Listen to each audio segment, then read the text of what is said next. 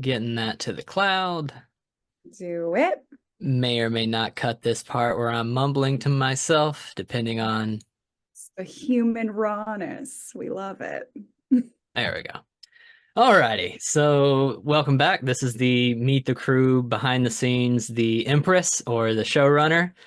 My name is William. You may or may not have heard me go on ad lib about myself for quite some time on another video, but today's not about me. This is Susannah Stengel. She is an amazing writer, talent, actress, and just all around general human being.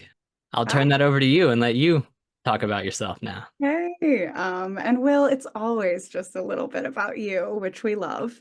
I'm Susannah Stengel. I am a screenwriter, professional matchmaker, theater educator, lover of all human neuroses and foibles, and I am super excited to dive into my dream job with this script and work as a showrunner in collaboration with some of the best minds in Seattle. All of them not being me. Oh yeah, So me excluding yourself, obviously. Yeah. Mhm. so we actually met when I was an itty bitty baby writer a couple of years back through the local writers guild and one of their scene groups. I remember vividly when you started giving notes on somebody that in my mind I was like, this is somebody who knows their voice, not only the skill and talent, but knows their fucking voice and knows what stories they want to tell in a way. I've I'm always amazed when I hear you give feedback and notes to people of how to better themselves and different angles to think of stuff. And definitely realize that the messy parts of people is your fucking bag. No, absolutely. I think that it's working in communities of collaboration where like open, honest feedback, like I'm like, oh shit, being a mouthy, warm broad is actually my superpower. And it kind of comes from my educator background, but it also just comes from my like love of improv and riffing with people. So like getting at the heart of things that make other people uncomfortable about their own writing, or kind of like the secret like shame points, like writing the parts of yourself you wish you were is a little less interesting to me than reckoning pretty deeply with your own failings. And that's definitely one of the ways that you and I connected as storytellers, William, so really appreciate that. Yeah, so getting into like the specifics of this sort of angle of approach for me is I've been working with a writing partner for the past 5 years, and the kind of premise behind putting multiple brains together and making a beautiful wild spaghetti, beating out stories bit by bit, is definitely an opportunity that I see in the world that we're trying to create here. Awesome. So we actually share a different trait. We are Oh, both Southern transplants into the greater Seattle area. uh, uh, uh, let's look Both it up. both fled the South. Yeah. Oh yeah, Uh, I got out of Texas right before it really went down. But yeah. Originally from Arkansas before that. So yeah, Southern deep. Mhm. yeah, Mississippi here. Oh So yeah. very much so. Arkansas always used to say thank goodness for Mississippi. So thank goodness for you. When I started doing the travel nursing, I was surprised they made me wear shoes. I was like, I'm That's not going to be so stepping on unfortunate. anything. Like I can't even breathe. Damn. But yeah, so when I reached out to you with the concept and idea, what about it interested you? What made you want to hop aboard and lend me your talents? Yes. Well, also I wanted to learn and grow with you because I have a lot of like respect and appreciation for the way that you collaborate and the way that you communicate. So there was that piece. But I'm not also, crying, you're crying. oh my gosh, you were just cutting an onion, making a lasagna for one, of course. Um, yes, that is a Flight of the Conchords reference. Yes. So basically, I figured out that you were interested in the broken parts of people. And without getting too therapy speak about it, the spaces that we give ourselves to really heal and reflect, and sometimes fuck up even harder and make it even worse in the process. I can tell that these are the themes that are really thrumming through this project. It's been thrumming through both of our writing as we've been working together over the years. And when I realized that this story is basically about anyone afraid to capitalize on their own dreams and kind of avoiding themselves by negating their desires, that's what got me really, really, really fucking excited. And then the ensemble drive, the kind of multiple frameworks that you're playing in with this script, also excited me because I think that tackling all of our broken fraying edges is always better when you've got a couple of saucy companions along the way with you. On the saucy companions note, yesterday you gave me a fucking incredible, like off the dome Oh read shit. through to give to somebody when talking to a network, I will say. Not in any more specific details than that for several reasons. But this is the quote. Okay. Remember, this is a story written for everyone afraid to capitalize on their own framed dreams, for everyone avoiding themselves and their own desires. It's about the raw, nasty, dark, weird, twisted friendships that actually allow you to engage in your truest passions. Mhm. Keep being creepy together, keep being freaky together, and honestly, it's about the hope that can only come by destroying the parts of yourself that you are always too afraid to discard. It's for everyone who's had to flip themselves inside out to learn who they really are. A task always better done with a sardonic, saucy friend at your side. Oh yeah. Oh yeah. Yeah, I love having me quoted back to me. This is like the sexy thing that I guess celebrities are having happen all the time, but I'm loving it. I'm loving it. Yeah, no, I think that when it came down to it, because I remember I just sent that like a really quick riff of like a voice memo to you, that you then have enshrined in memory publicly. Uh, 100%.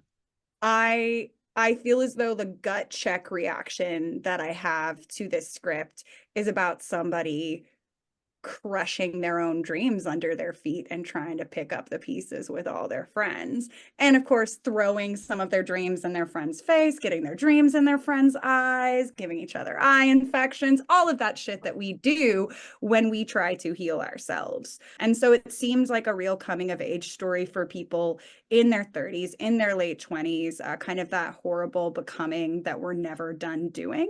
And as that's the place that I'm currently at in my own creative and personal life, it really spoke to me and energized me, not just as a creative, but as a human. Oh, I feel so unpoignant when I'm around you. Good, good. Perish on the vine, perish. No, no, you do not. I feel you give space for people to really be themselves. So I get to be my poetic, weird self around you. And I just really appreciate the space because I'm going to fucking fill it. Nice. Yeah, I have been very adamant with everyone, like, despite the fact that this all stems from a night that I went on a binger and got robbed. I do not feel like this is my story as much as it is I want it to be all of our stories. Yeah. I wanted you, Brian, Caitlin. I'll mention those names particularly because we have the big four thing, and I'm gonna do that Mm. video at some point later on to also bring out. But I wanted to bring all of you guys in together because you're so fucking brilliant in all the things that you do. And it Sure. makes my life and my job with this so much easier because I don't have to think about anything. I can just do the doing. Yeah. Uh, But but that's kind of been like at the heart of the way that you are as a writer and as a creative. I think that what you want is for the table to be full of people that you trust and people that push you. And that's absolutely. typically why people want to sit down at a table when they feel that kind of feast laid out first. Yeah. Yeah, I've definitely told brag to some of the local people. It's like, oh yeah, I'm working with all these people, and they're like, God damn, I just want to be in that room. It's like you're definitely recognized in the area. Yeah, we Uh, should set up like a perv cam in the corner. That feels right. Yeah. I'll host it on my OnlyFans. Hell yes. Get that money, honey. So I didn't mention this because I just thought of it. Oh yeah. How cool is it going to be to use the framework of Seattle as the backdrop for all of this? 100%. It's got that kind of like industrial forgotten child like energy. It's like everyone was just like, oh, Seattle's great, right? It's where you can do tech, and it's where you can like kind of get a little respite from the horror of climate change very temporarily. But in a sense, like everybody kind of forgot about us at the same time. Like we still have so many caustic issues at the heart of our culture that are being undealt with. And I think that is kind of like a metaphor for the time in your life that you're talking about with this story, like being kind of expected to be done, but not being done. And Seattle's also just fucking sick. Like we have so many dynamic cultural scenes and little like secret nooks and crannies that I don't think get explored a lot. So really exciting in terms of just like scenographic potential. Yeah, I do a lot of my like writing and calls at a cafe because I'm that guy who's pretentious in the corner, who's like on the phone over talking over everybody. Not really. It's a pretty quiet, low-key area, and they're fine with me doing that. I'm sure you're beloved and hated in due kind. As is my custom. But I was talking with one of the guys that worked there, and he was actually like, "So I heard you on the phone. You're doing blah blah blah." I was like, "Yeah, actually, it's this tone, this setup, and things like that." And he was like, "Oh, I'm actually part of this art collective that we get together and we run these raves. Like, it's not based off of money. It's like a safe space rave where there's like no alcohol, no drugs, anything like that. We just deck out these places, and we don't even get any money back from it. We try and keep the tickets as low as possible." He was like, Right. "This last event I did, I only made like $10 doing it at the end of the day." He was like, "You're welcome to check it out." It's so fucking crazy how like the creative community here, you can just bring up something and then some asshat like two Yeah. aisles over will walk in and is like, "Hey, by the way, I have this other thing that might tie into that. Do you wanna work together?" Brains. Do you want to make my thing and your thing talk to each other? Yeah, because Yeah. like I'll admit, like I've lived in other big creative cities like Chicago and stuff too, but since coming to Seattle, I think it's no coincidence that I have been able to frame myself and push myself as a screenwriter in this specific community more than any other major city I've lived, because there is this kind of like hunger without it being hella oversaturated like LA. It's a Fair. hungry, connective place. And I'm always ready to eat. So I want to get into a story about Chicago, but the "I'm always ready to eat" is such the perfect line to go out on that I can't lose that opportunity.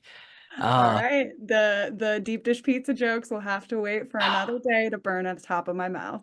I'll bring it up in the Big Four meeting because it's a good story. But thank you so much for all of your time today. Thank you for spending the hour before this tearing apart version two in the most lovely of ways and giving me very good things to think about within the next one to help give us the framework to all work together to make this an amazing experience and product that hopefully all these watchers out here will tune in for and help support us with. Absolutely. My pleasure as well. Thanks for lending your time and energy to something that I know is going to vivify my entire year with Madcap Adventure. Oh, 3 months away. Baby. Uh, right. All right. Signing off. Cute.